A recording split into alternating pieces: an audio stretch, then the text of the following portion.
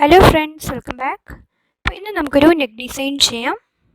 അപ്പോൾ ഞാനിവിടെ ഒരു side stitch churidar top cut ചെയ്തെടുത്തിട്ടുണ്ട്. അപ്പോൾ ഇത് 40 ഇഞ്ച് ചെസ്റ്റ് സൈസിലാണുള്ളത്. അപ്പോൾ ബാക്കി മെഷർമെൻറ്റ്സ് എല്ലാം നിങ്ങളുടെ എത്ര മെഷർമെൻ്റ് ആണോ ആ സെയിം മെഷർമെൻറ്റിൽ തന്നെ ചുരിദാർ ടോപ്പ് കട്ട് ചെയ്തെടുത്താൽ മതി.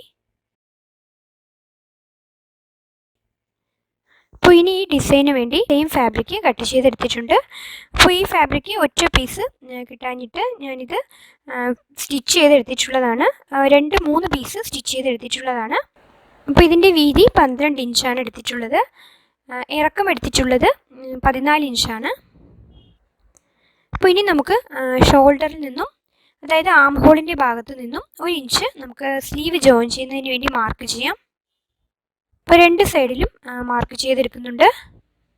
അപ്പോൾ അതിനുള്ളിലായാണ് നമ്മുടെ ഡിസൈൻ കൊടുക്കേണ്ടത്. ഇനി ഇതിലേക്ക് ഫ്രിൽസ് കൂടി കൊടുക്കുന്നുണ്ട്. അപ്പോൾ അതിനുവേണ്ടി 2 ഇഞ്ച് വീതിയിലുള്ള ഈ ഫാബ്രിക്കാണ് എടുത്തിട്ടുള്ളത്. അപ്പോൾ നീളം എടുത്തിട്ടുള്ളത് ഏകദേശം 60 ഇഞ്ചോളം എടുത്തിട്ടുണ്ട്. അപ്പോൾ നമുക്ക് ടോട്ടൽ എത്രയാണോ നമുക്ക് ലെങ്ത് വേണ്ടത് അതിനെക്കാട്ടിലും ഒരു 10-20 ഇഞ്ച് കൂടുതൽ എടുത്താൽ മതി. ഇനി നമുക്ക് ഈ ഫ്രില്ല് കൊടുക്കേണ്ട പീസിൻ്റെ ഒരു സൈഡ് സ്റ്റിച്ച് ചെയ്തെടുക്കണം. അപ്പോൾ ഡബിൾ ഫോൾഡ് ചെയ്യുകയോ അതല്ലെങ്കിൽ പീക്കോ സ്റ്റിച്ച് ചെയ്യുകയോ ചെയ്യാം.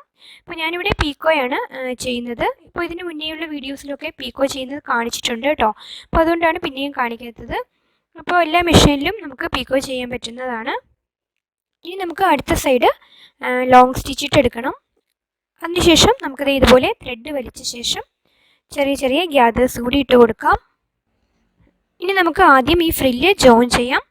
അപ്പോൾ നമുക്ക് ഈ പീസിൻ്റെ നല്ല വശത്തേക്ക് ഈ ഫ്രില്ല് ഇതുപോലെ ചേർത്ത് വെച്ച് നമുക്ക് അരികുവശം സ്റ്റിച്ച് ചെയ്തെടുക്കാം.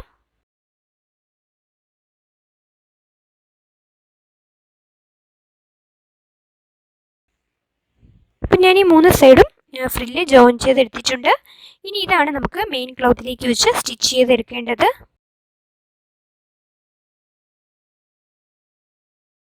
അപ്പോൾ മെയിൻ ക്ലോത്തിലേക്ക് വെച്ച് സ്റ്റിച്ച് ചെയ്യുമ്പോൾ നമ്മുടെ ഈ സ്റ്റിച്ചിങ് എലമെൻറ്റ്സ് ഇല്ലേ, അത് നമുക്ക് ഉള്ളിലേക്ക് വെച്ചിട്ട് വേണം സ്റ്റിച്ച് ചെയ്തെടുക്കാൻ വേണ്ടി.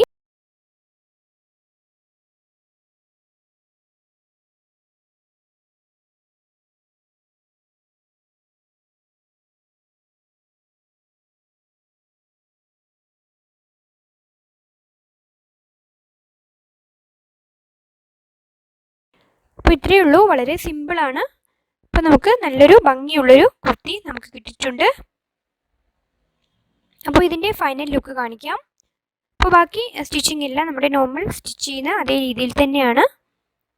അപ്പോൾ കണ്ടോ, ഇതാണ് നമ്മുടെ ഫൈനലായിട്ടുള്ള നമുക്ക് കിട്ടിയിട്ടുള്ളത്. കോട്ടൺ ഫാബ്രിക്കിലാണ് ചെയ്തിട്ടുള്ളത്. അപ്പോൾ ഇത് നിങ്ങൾക്ക് റയോൺ ഫാബ്രിക്കിലോ അതല്ലെങ്കിൽ ഷിഫോണിലോ ഒക്കെ ചെയ്യാം. അപ്പോൾ നമുക്ക് വീണ്ടും ഒരു വീഡിയോയുമായി കാണാം. Thank you.